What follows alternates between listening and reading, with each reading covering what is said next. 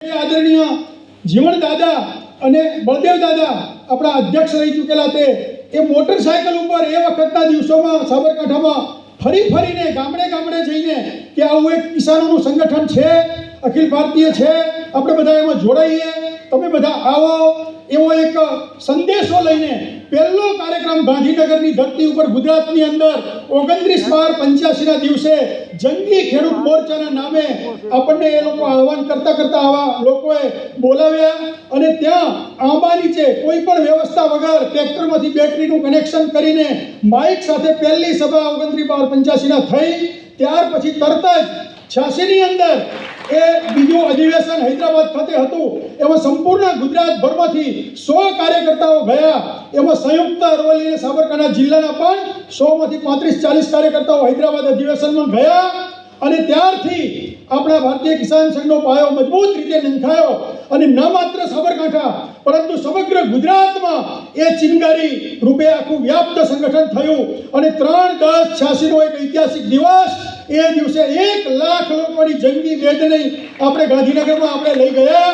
એ વખતના મુખ્યમંત્રીને આવેદનપત્ર 31 મુદ્દાનું આપવા ગયા. આપણા શીર્ષસ્થ નેતૃત્વને એમ કહીને નકારી કાઢવામાં આવ્યું કે આવા તો કેટલાય આવેદનપત્ર સુદ્ધા સ્વીકારવાની મુખ્યમંત્રીએ ના પાડી. મુખ્યમંત્રી કાર્યાલયથી સભા સ્થાને આવતા આપણા વડીલોએ વિચાર કર્યો, હવે શું? નાકર આંદોલન છેડાયું. તરત જ આપણા નેતૃત્વએ નિર્ણય લીધો કે હવે પાછીપાડી કરવી નથી અને એ 3/10/86નો દિવસ નાકર આંદોલનની શુભ શરૂઆત થઈ અને ધીમે ધીમે ઉત્તર, દક્ષિણ, સૌરાષ્ટ્ર, મધ્ય જે હોય તે આખા સમગ્ર ગુજરાત રાજ્યની અંદર ભારતીય કિસાન સંઘ વ્યાપ્ત થયું. ક્યાંક ચલો સૌરાષ્ટ્ર જગાડવાના કાર્યક્રમ થયા, ક્યાંક દક્ષિણ ચલોના કાર્યક્રમ થયા અને ધીમે આપણે ભારતીય કિસાન સંઘનો મજબૂત પાયો નંખાયો.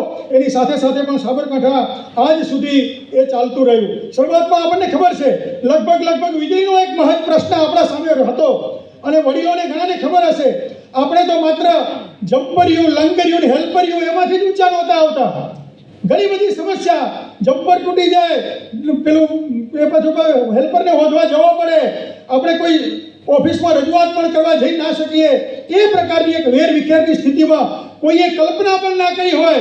આપણે ગામડામાં જતા ત્યારે એમ કે તો કંઈ દેડકાની પાંચશેરીનો કંઈ એ થતું હોય, કેટલાય કારીગરનો તો કંઈ ભોર ભરાતો હોય.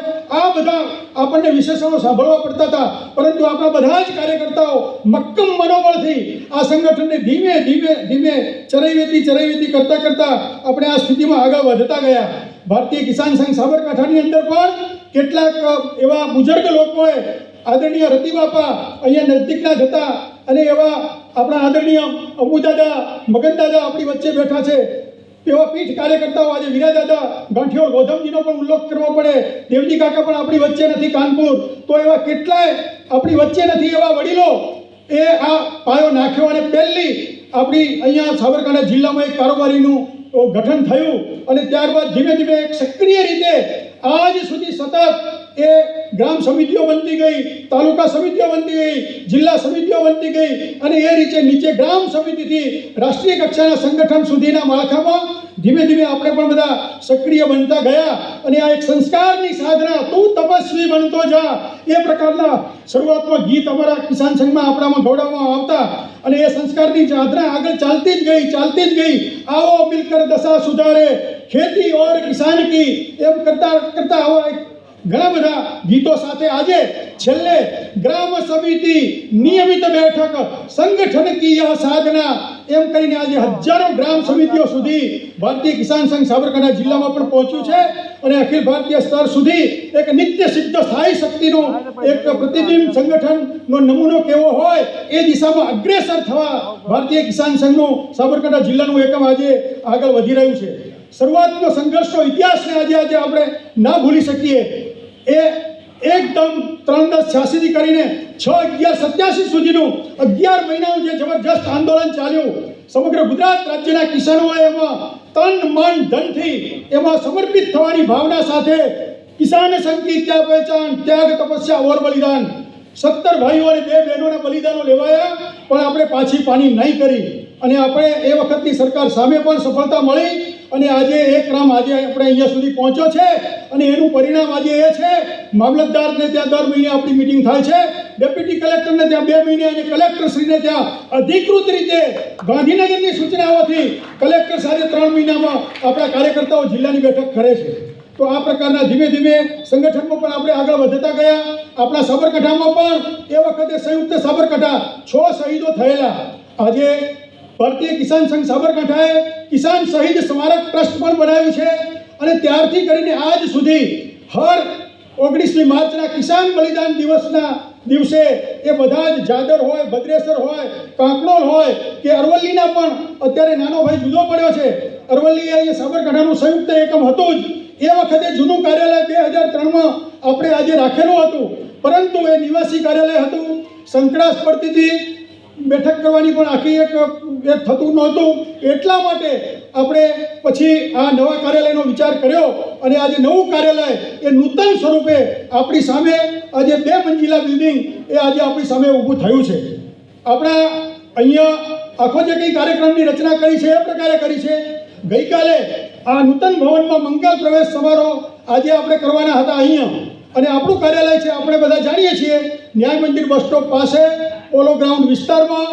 એટલા માટે ગઈકાલે આપણે શાસ્ત્રોક્ત વિધિ વિધાન, હોમ હવન જે કંઈ વિધિ કરવાની થતી હોય આપણી હિન્દુ સંસ્કૃતિ મુજબ એ આપણે ગઈકાલે ગાયત્રી પરિવારના મિત્રો દ્વારા સંપન્ન કરી છે. અને આજે આ સમારોહ ભવ્યથી ભવ્ય રીતે આપણા પૂજ્ય મહારાજશ્રી અને આપણા અતિથિઓ મહાનુભાવો દાતાશ્રીઓની ઉપસ્થિતિમાં કરવા જઈ રહ્યા છીએ. એનો આપણને આનંદ છે. આજે આપણે અહીંયા આ કાર્યક્રમ સમારોહ થશે પછી ભોજન લઈને આપણે બધા જ લોકો એ કાર્યાલયના દર્શન કરવા આપણે જઈ શકીશું. એટલે આજે પૂર્ણ દિવસ સુધી આપણા માટે આપણે બધા સમય ફાળવીને આવ્યા છીએ.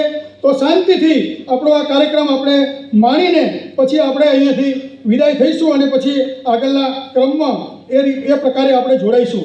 આપણો કાર્યાલયનો પાયો લગભગ બરાબર 4 માર્ચ અને 5 ફેબ્રુઆરી 2023ના દિવસે આપણે એનું એ વિધિ કરી હતી પાયારોપણ. અને આજે 4 માર્ચે 2024 13 મહિનાની અંદર આપણે આખું ભવન આપણા બધા દાતાશ્રીઓના અને આપણા બધાના સહયોગથી એ ઊભું કરી શક્યા છીએ અને એનો આપણને પણ ખૂબ ખૂબ આનંદ છે. આપ સૌને આજે દેશભરમાં યોગાનો યોગ આપણા આદરણીય મહામંત્રીજી આપણી વચ્ચે છે.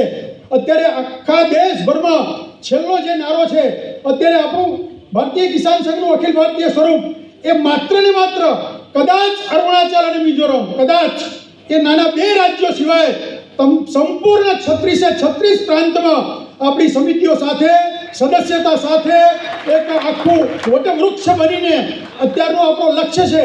અત્યારે આપણે બધા મોટા ભાગના ગામડાઓમાંથી આવીએ છીએ, તો અત્યારે અખિલ ભારતીય સ્તરે 1 લાખ ગામ પહોંચવાનું લક્ષ્ય છે અને 1 કરોડ સદસ્યતા બનાવવાનું લક્ષ્ય સાથે અત્યારે સંપૂર્ણ દેશમાં સદસ્યતા અભિયાન અને ગ્રામ સમિતિ નિર્માણનું કાર્ય ચાલી રહ્યું છે. આપણા રાજ્યમાં પણ આપણા પ્રદેશના હોદ્દેદારોએ નક્કી કર્યા મુજબ આપણે પણ 5 લાખ, 5.5 લાખ સદસ્યતા દર વખતે નોંધાતી હોય છે. આ વખતે ગુજરાત પ્રદેશે પણ 11 લાખ સદસ્યતા કરવાના ભાવિ સંકલ્પ સાથે આપણે આગળ વધી રહ્યા છીએ. સાબરકાંઠા જિલ્લાની વાત કરવી હશે તો લગભગ આ એક એવો ગૌરવ સાબરકાંઠા માટે લેવા જેવો દિવસ અને વિષય છે કે આજે આટલું મોટું ભવન, કદાચ જિલ્લાનું કોઈ કાર્યાલય હોય એ આ પહેલો પ્રસંગ આખા દેશભરમાં. કેટલાય નવા એવા રાજ્યો છે આપણા સંગઠનના કે જેમની પાસે ક્વચિત કદાચ સમય, બાકી મર્યાદા, સંગઠનની પરિસ્થિતિ, પ્રાંત સ્તરે પણ કદાચ આવા ભવન જિલ્લા કાર્યાલય જેવા આપણા નથી, પણ આપણા બધાના સહયોગથી આપણે સરસ મજાનું કાર્યાલયનું ભવન એ નિર્માણ કરી શક્યા છીએ. આપણા જિલ્લાના સદસ્યતાની પણ વાત કરવી હશે તો લગભગ ગૌરવ સાથે આપણે લગભગ દર વર્ષે છેલ્લા કેટલાય વર્ષોથી 1 લાખથી ઉપર અરવલ્લી આપણો નાનો ભાઈ જુદો થયો તો પણ 1.25 લાખ, 1 લાખ આપણું સદસ્યતા થતી હતી. આ વખતે લગભગ 1,25,000 સદસ્યતા સાથે 500 ગામ સુધી પહોંચવાનું આપણું લક્ષ્ય છે. અત્યારે આ સદસ્યતા અભિયાન ચાલી રહ્યું છે. કોઈ એવા ગામમાંથી મિત્રો આવ્યા હોય કે અમારા ગામમાં હજી કોઈ પહોંચ્યું નથી, આપણે જાહેર કાર્યક્રમમાં બધાને નિમંત્રિત કર્યા હતા, તો હજુ પણ આપણો આ કાર્યક્રમ ચાલી રહ્યો છે. તો આપણે બધાએ નજદીકના કોઈને કોઈ કાર્યકર્તાઓનો સંપર્ક કરીને આપણા ગામમાં પણ ગ્રામ સમિતિ બનાવવા માટે અત્યારે હજી પણ સમય ચાલે છે. 15મી માર્ચ સુધી આપણે ગ્રામ સમિતિ નિર્માણ કરવાનો કાર્યક્રમ નિશ્ચિત કર્યો છે એમાં આપણે બધાએ જોડાઈશું. તો મને લાગે છે કેટલીક પ્રારંભિક વાત સમય પણ થોડોક વિલંબથી આપણો શરૂ કરી શક્યા છીએ, પણ આટલી વાત પૂર્ણ કરીને હું મારી વાત પૂર્ણ કરું છું. આપણી વચ્ચે આ એક એવું વ્યક્તિત્વ સ્વામીજી, અમને તો એવું હતું કે કદાચ સ્વામીજી હા નહીં પાડે.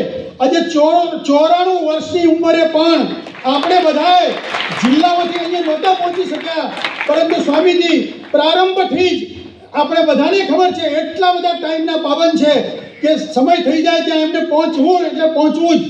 કેટલાય વર્ષોથી પરમ શ્રદ્ધેય જીવણદાદા સાથેનો આપણો નાતો, કિસાન સંઘ સાથેનો એમનો સંબંધ, અનેક કાર્યક્રમોમાં આપણે એમના આશીર્વાદ મળ્યા છે. ભવન નિર્માણમાં પણ આપણા દાતા પણ છે, આશીર્વચન પણ આપ્યા હતા. અને આજે પણ આપણને તો એવું હતું કે સ્વામીજી આવે આપણા કાર્યક્રમમાં, પણ આપણા આશ્ચર્ય વચ્ચે અંબુદાદા અને આપણે તો સાબરકાંઠાના તો કોઈ ગયા નહોતા, તો પણ સ્વામીજીએ આપણી વાતને, આપણા નિમંત્રણને સ્વીકારીને તરત જ આપણી વચ્ચે આજે ઉપસ્થિત રહ્યા છે. આ ઉંમરે, આ પરિસ્થિતિમાં આટલું બધું આપણા સાથેની લાગણી એમને બતાવી છે. આપણે બધા કદાચ જાણતા હોઈશું, અહિંસા પરમો ધર્મ નહીં, વીરતા પરમો ધર્મના સંકલ્પ સૂત્ર સાથે સ્વામીજી કામ કરી રહ્યા છે. કદાચ એવું કહેવું હોય કે વિશ્વના કેટલા દેશોમાં કોણ ફર્યું છે, તો મેં તો બંસીભાઈને પૂછ્યું, આપણા મનુભાઈ સાથે રહેતા હતા, અને અમને તો એવું સદભાગ્ય પણ સાંભળ્યું છે. હું ઇઝરાયલમાં 1996માં અમે બધા સાથે ગયેલા, બાપજીના સાનિધ્યમાં હું પણ એ ટીમમાં હતો, મનુભાઈને બધા વગેરે અમે ગયા હતા. તો એ વખતથી અમારો તો નાતો છે. અને બાપજીએ એટલું બધું વિશ્વ ભ્રમણ કર્યું છે. બંસીભાઈ તો કે કદાચ અફઘાનિસ્તાન ને પાકિસ્તાન બે જ બાકી છે. આખું વિશ્વનું પરિભ્રમણ કરીને, વિશ્વની તમામ સંસ્કૃતિઓનો અભ્યાસ કરીને, 135થી વધુ પુસ્તકો લખીને મારાશ્રી એક જબરજસ્ત આમ સમાજને નાત જાત પંથ સંપ્રદાય વિહીન એક જબરજસ્ત ક્રાંતિકારી પ્રજા બને. કોઈ પણ દેશની પ્રજા એ નિર્માલ્ય ના હોય તો જ એ દેશનો ભવિષ્ય, ભૂતકાળ જે હોય અને એની આધારે એ ભવિષ્ય નક્કી થતું હોય છે. અને તમે વિચાર તો કરો, નર્મદા યોજના આજે આપણી નર્મદા મૈયાના કારણે કચ્છ જિલ્લામાંથી પણ આપણા